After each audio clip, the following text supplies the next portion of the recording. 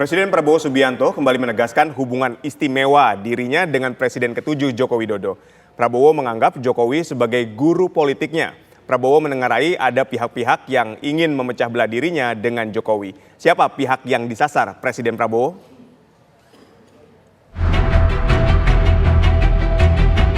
Hubungan istimewa Presiden Prabowo Subianto dan Presiden ke-7 Joko Widodo kembali jadi sorotan. Dalam pidato pembukaan Kongres ke-18 Muslimat NU di Surabaya, Prabowo kembali menyebut dirinya belajar politik dari Joko Widodo. Prabowo juga menengarai saat ini ada pihak-pihak yang berupaya memisahkan dirinya dengan Jokowi. Jadi memang kalau politik ya saya belajar dari Pak Jokowi. Nggak usah malu-malu lah, ya kan? Kadang-kadang orang sudah nggak berkuasa, mau dikuyu-kuyu, mau dijelek-jelekin, jangan. Kita hormati semua, hormati semua. Ada yang sekarang mau misah-misahkan saya sama Pak Jokowi. Lucu juga. Untuk bahan ketawa boleh. Jangan. Kita jangan ikut pecah belah itu adalah kegiatan mereka-mereka yang tidak suka sama Indonesia. Dari ratusan tahun diveda et impera itu adalah taktik strategi untuk memecah belah umat dan bangsa Indonesia. Gak usah dihiraukan. Apresiasi terhadap Jokowi sebagai suhu politiknya juga pernah diungkapkan Prabowo dalam acara Partai Gerindra 31 Agustus 2024. Jokowi dalam momen itu spontan membalas pujian Prabowo yang juga merupakan Ketua Umum Partai Gerindra. Makanya kalau urusan tentara pertahanan tanya Prabowo, urusan politik aku datang ke orang Solo ini. Prabowo Subianto itu sangat spesial.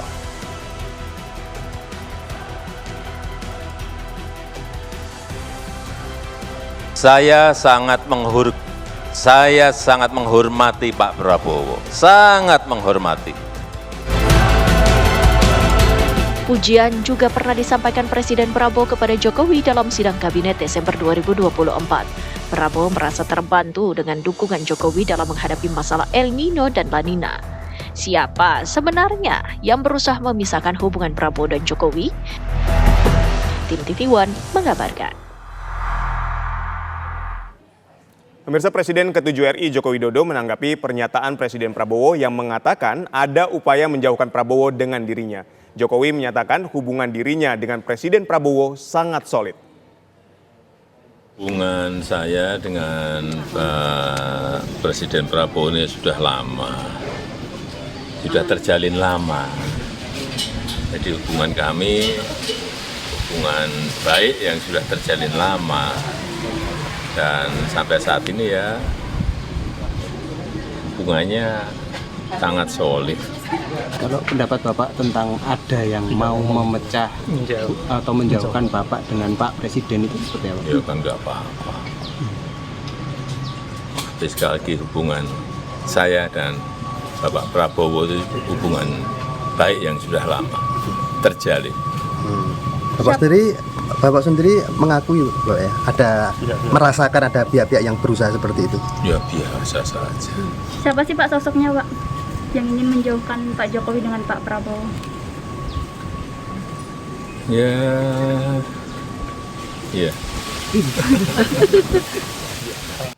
Pemirsa, apa maksud pernyataan Prabowo ada yang mau memisahkan dirinya dengan Jokowi? Siapa yang disasar Prabowo? Kita bahas bersama politikus Partai Gerindra Daniel Anzar Simanjuntak dan pakar politik dari Universitas Indonesia Cecep Hidayat. Saya ingin ke Mas Cecep terlebih dahulu.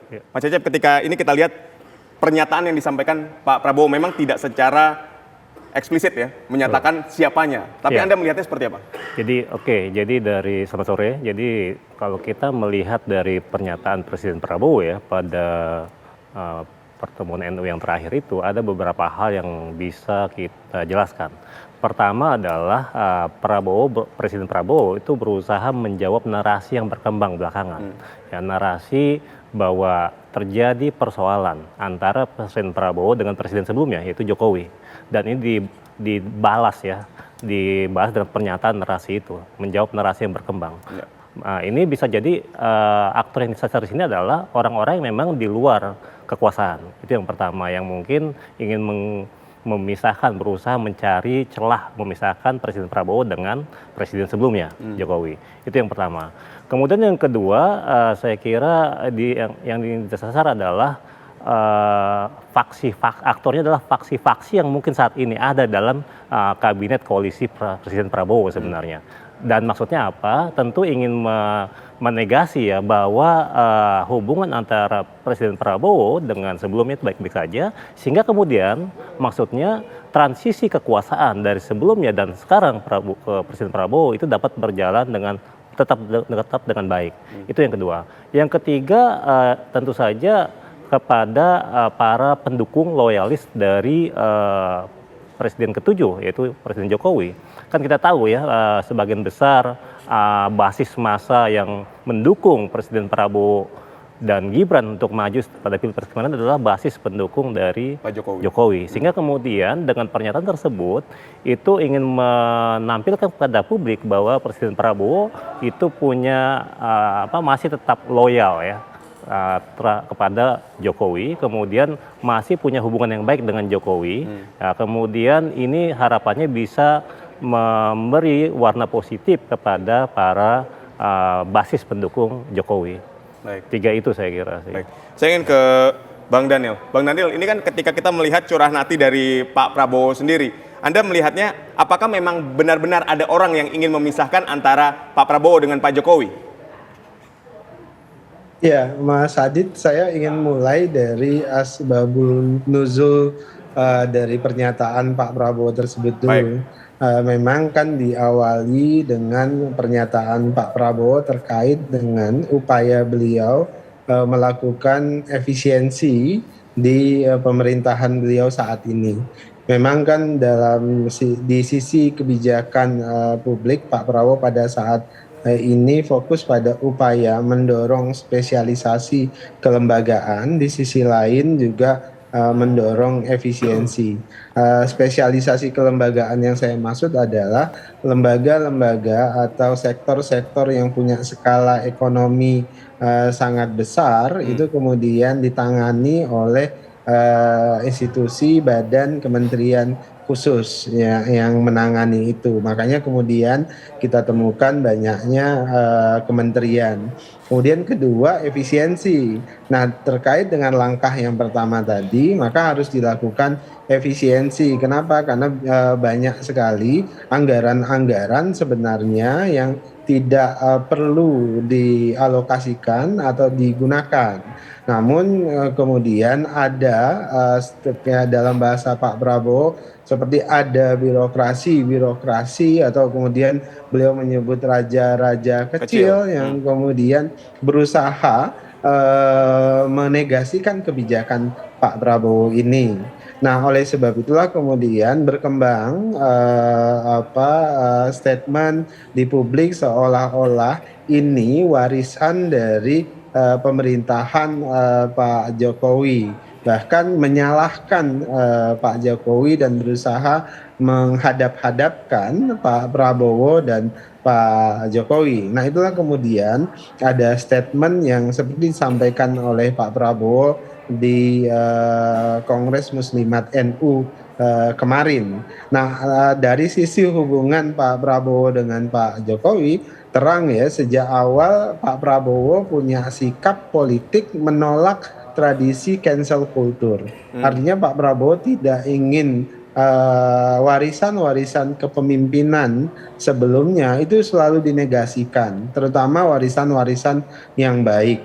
Jadi tidak boleh kemudian pemimpin sebelumnya itu kemudian oleh pemimpin yang existing pada saat ini kemudian dinegasikan, dan Pak Prabowo tidak dalam posisi itu. Justru Pak Prabowo ingin mengakumulasikan kebaikan-kebaikan yang sudah dilakukan oleh presiden-presiden sebelumnya. Dalam hal ini termasuk adalah Pak Jokowi. Kalau kemudian ada kekurangan, ada kelemahan dari setiap pemimpin-pemimpin kita atau dalam bahasa Pak Prabowo presiden sebelum beliau, itu adalah hal yang wajar dan harus dimaklumin, dan itu yang kemudian harus diperbaiki bersama-sama, tapi tidak kemudian memberikan ruang untuk menghujat, memberikan ruang untuk mempersalahkan.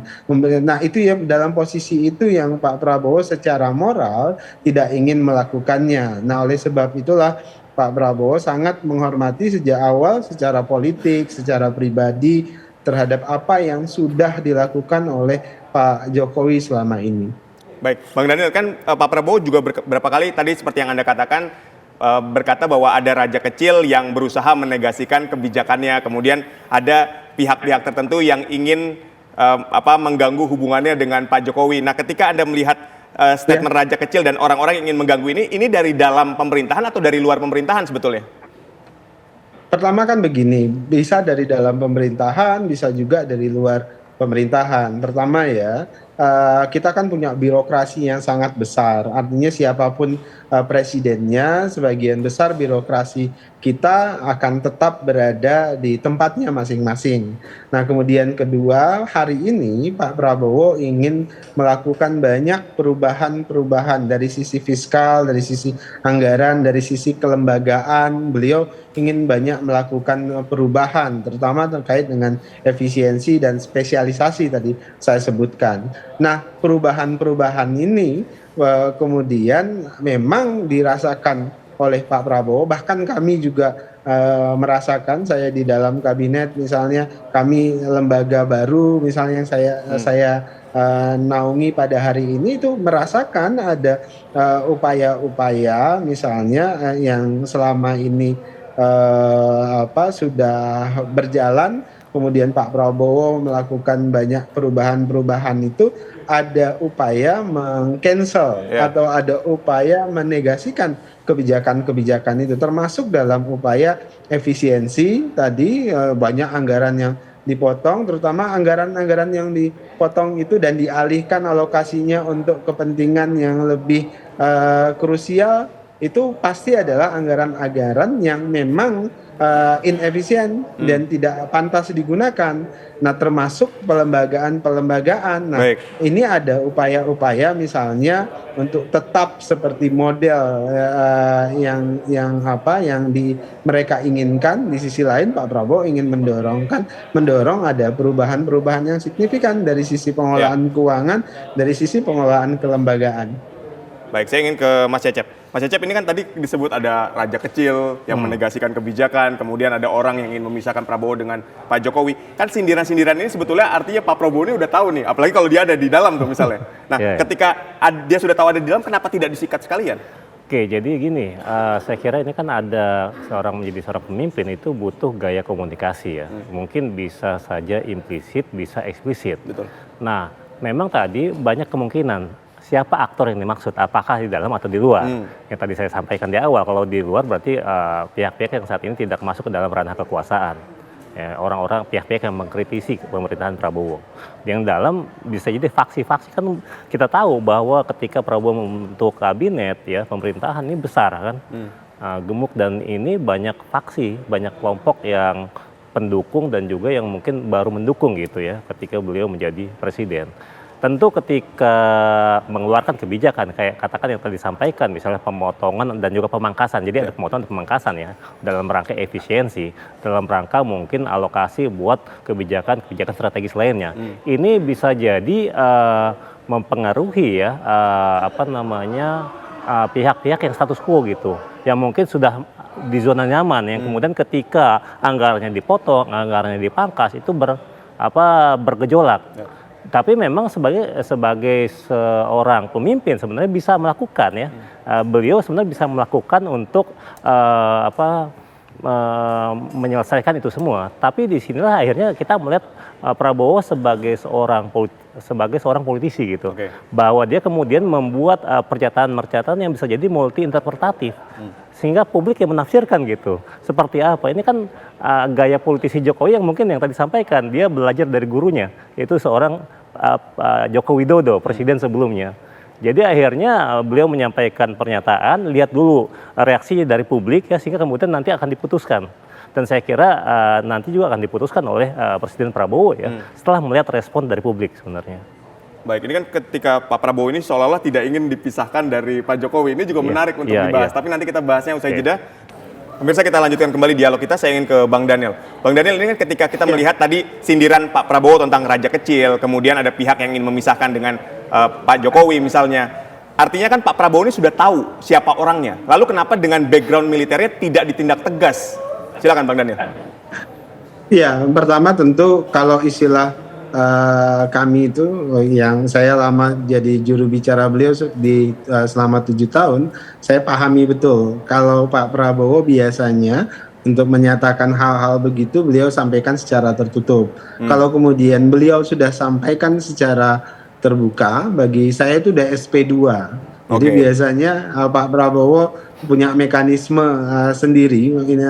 Kalau secara tertutup disampaikan misalnya dalam rapat kabinet, dalam forum-forum terbatas yang tidak diliput oleh teman-teman media, itu SP1 tuh kira-kira. Kemudian kalau sudah disampaikan kepada publik terkait dengan sinyalemen mengganggu dan disobedience, itu pasti itu bisa diterjemahkan sebagai SP2. Dan tentu kalau sudah SP3 maka Pak Prabowo akan membuat keputusan terkait siapa yang perlu bersama beliau, siapa yang tidak perlu bersama beliau. Bahkan kemarin Pak Prabowo menggunakan bahasa disingkirkan. Kenapa? Karena tentu ketika menjadi bagian dari pemerintahan Pak Prabowo, tentu semua visi dan kebijakan Presiden Prabowo itu harus dijalani, harus dipatuhi.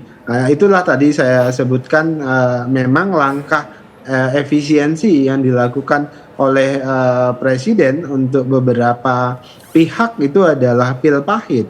Namun pil pahit ini harus ditelan sebagai jalan untuk mendorong prioritas pembangunan yang sedang menjadi concern Presiden. Itu pertama. Kemudian yang kedua, baru kali ini ada Presiden yang secara detail itu memantengi, dalam tanda kutip memantengi anggaran loh Mas Adit. Jadi Pak Prabowo bersama dengan Menteri Keuangan itu menelusuri sampai pada detail-detail anggaran. Misalnya yang banyak dipotong itu misalnya alokasi dengan nomenklatur FGD, misalnya kemudian perjalanan dinas dan sebagainya yang memang tidak produktif. Itulah yang kemudian dipotong. Itulah yang kemudian diefisiensikan dengan asumsi hasil-hasil pemotongan itu yang hampir lebih 300 triliun tersebut kemudian dialokasikan pada agenda-agenda pembangunan yang menjadi prioritas dan menjadi perhatian utama Pak Prabowo pada saat ini. Kenapa? Karena kan hari ini Pak Prabowo ingin fokus pada upaya membangun sumber daya manusia yang kuat untuk Indonesia yang lebih maju pada 2045 nanti dan siap sebagai generasi emas untuk Indonesia emas 2045. Baik, Bang Daniel, ini kan menarik ya. Tadi ketika Anda sampaikan ketika Pak Prabowo ini berbicara dalam konteks tertutup di kabinet itu SP1-nya. Kemudian ketika ini berbicaranya sudah sindiran keluar nih SP2-nya. Apakah setelah SP2 ini akan ada perbaikan dulu ke orang-orang yang disasar atau langsung dijatuhkan SP3 dalam waktu dekat ini akan ada reshuffle? Iya, peringatan kan akan disampaikan. SP1 sudah disampaikan, SP2 sudah disampaikan secara terbuka. Nah tentu harapannya ada perbaikan-perbaikan, ada perubahan-perubahan yang signifikan. Nah tentu kalau kemudian tidak ada perubahan, saya pikir Pak Prabowo akan bersikap terang, tegas, dan itu karakteristik beliau. Pada saatnya yang tepat beliau pasti ambil keputusan yang diperlukan. Tapi yang jelas yang perlu dipahami oleh publik, yang saya pahami juga terkait dengan kebijakan Presiden Pak Prabowo adalah pada saat ini beliau yang jelas ingin mendorong anggaran publik itu bisa digunakan untuk kepentingan rakyat banyak. Itu yang catatan pentingnya. Efisiensi itu dilakukan untuk memastikan anggaran-anggaran yang ada itu digunakan untuk memastikan swasembada pangan misalnya, kemudian mendorong pertumbuhan angkatan kerja yang bisa diserap oleh negara melalui program-program penyediaan lapangan kerja, kemudian makan bergizi gratis dan sebagainya, termasuk sektor pendidikan. Nah, kemudian di sisi lain juga kan Pak Prabowo melakukan spesialisasi pada program-program pemerintah atau urusan-urusan pemerintah yang punya skala ekonomi besar. Misalnya dalam konteks perhajian, Pak Prabowo kemudian membentuk badan penyelenggara haji yang 2026 ke depan punya otoritas penuh menyelenggarakan haji, dan Bang itu Daniel, yang harus dipatuhi oleh semua pihak, kira-kira begitu. Baik, kami sudah memahami lah, artinya ketika efisiensi anggaran, kemudian ada program Astacita Pak Prabowo, kami sudah pahami betul. Yang kami ingin sebetulnya dalami begini, ketika tadi Anda katakan, ini kita balik lagi soal SP1 dan SP2 lagi Bang Daniel, ini yang menurut saya menarik dari obrolan Bang Daniel. Ketika ada SP1 dan SP2, apakah ini selevel menteri atau sudah ada orangnya secara jelas Bang Daniel?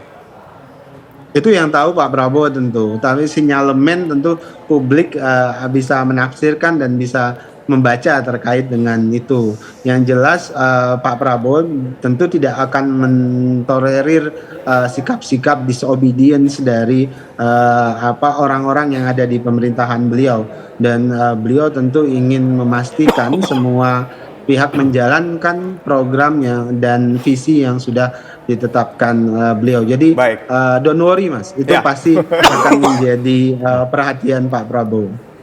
Baik, saya ingin ke Mas Cecep. Mas Cecep, ini ketika melihat gaya komunikasi Pak Prabowo menarik ya, ketika ada orang yang salah atau diincar dalam kabinetnya dikasih peringatan dulu, SP1, SP2 ya kan, baru kemudian SP3. Padahal kalau bayangan kita adalah dengan background militernya ini tegas betul, ketika ada yang tidak suka langsung main sikat aja dari kabinetnya gitu. Nah, Anda melihatnya seperti apa? Itu kan metafora ya, metafora SP1, SP2, SP3 gitu. Tapi sebagai seorang presiden ya, Prabowo ini kan tentu segala ucapan, tindakan, perilaku beliau ini didasarkan pada sosialisasi politik yang pernah dilaluinya. Ya, sebagai seorang militer dia mengalami hampir 40-50 tahun. Setelah itu beliau kan hampir 20 tahun lebih menjadi politisi. Jadi sehingga kemudian sikap tegasnya itu akhirnya menjadi relatif lebih fleksibel, kompromi. Apalagi kemudian ketika dirinya maju sebagai presiden itu dapat dukungan dari banyak kelompok politik yang sehingga dirinya harus juga berhati-hati dalam mengambil putusan. Nah, ini yang kemudian mungkin ya tetap akan tegas ya pada ujungnya, tapi kemudian bagaimana dirinya harus berkompromi sebelum mengambil putusan. Nah, ini yang saya lihat. Ya, kita lihat dalam beberapa pernyataan-pernyataan beliau sebenarnya ya, ada perubahan-perubahan masalah koruptor yang ke Antartika, sampai ke Antartika dikejar, atau kemudian ya silakan untuk balikin aja, diam-diam aja dan seterusnya. Ini kan kita lihat bagaimana ya mungkin dengan berguru pada Jokowi akhirnya dirinya lebih fleksibel dalam mengambil putusan dan harus hati-hati. Itu yang saya lihat. Apalagi ya selain tadi ya dirinya juga kan dia bilang kalau sudah jadi mantan ya jangan diguyu-guyu gitu. Ya tradisi Jawa mungkin dari ayahnya beliau juga kan ya mikul dur mendem jero ya. Kebaikan pemimpin dimajukan, tapi yang lain-lain yang keburukan ya dipendem lah gitu. Meskipun ya di era demokrasi sekarang kan nggak bisa juga sebenarnya. Ya, bagaimana kemudian kalau memang ada kesalahan tentu perlu diperbaiki pemimpinnya atau perlu ada quote unquote dihukum misalnya dan seterusnya. Baik. Lalu sebetulnya gini, ketika kita melihat sebetulnya apa kaitan atau korelasinya ketika Pak Prabowo dengan Pak Jokowi ini harus dipisahkan terkait dengan kebijakan efisiensi anggaran Pak Prabowo saat ini? Jadi gini, kan ketika misalnya kemarin ya kita sudah bahas juga masalah anggaran yang di efisiensi ya mungkin dalam konteks pemotongan, pemangkasan, itu kan sebenarnya Presiden Prabowo sudah mulai melihat tadi detail ya, dia melihat ada anggaran yang mungkin tidak efisien yang sehingga dibutuhkan, padahal dia butuh dana besar misalnya untuk merealisasikan berbagai kebijakan strategis. Nah, tentu saja ketika ini dilihatnya ini kan terjadi berarti sebelumnya, berarti merujuk pada pemerintahan sebelumnya, sehingga dirinya yang kemudian pemerintahan Prabowo itu berusaha untuk melakukan efisiensi, dia potong itu anggaran-anggaran. Jadi, nah kesan ini yang kemudian ditafsirkan atau dinarasikan ya oleh pihak-pihak yang ingin memisahkan misalnya antara Presiden Prabowo dengan Jokowi gitu. Bahwa ternyata Presiden Prabowo ini mewarisi anggaran yang tidak efisien, mewarisi utang yang relatif besar, sehingga kemudian ya dia harus melakukan reformasi anggaran, dia harus melakukan konsolidasi fiskal dan seterusnya gitu. Baik, terima kasih Mas Cecep sekali lagi telah berdialog bersama kami, juga terima kasih Bang Daniel telah berdialog bersama kami. Terima kasih. Kita masih akan terus melihat gebrakan-gebrakan besar dari Pak Presiden kita. Sekali lagi terima kasih, sehat dan sukses selalu untuk semua.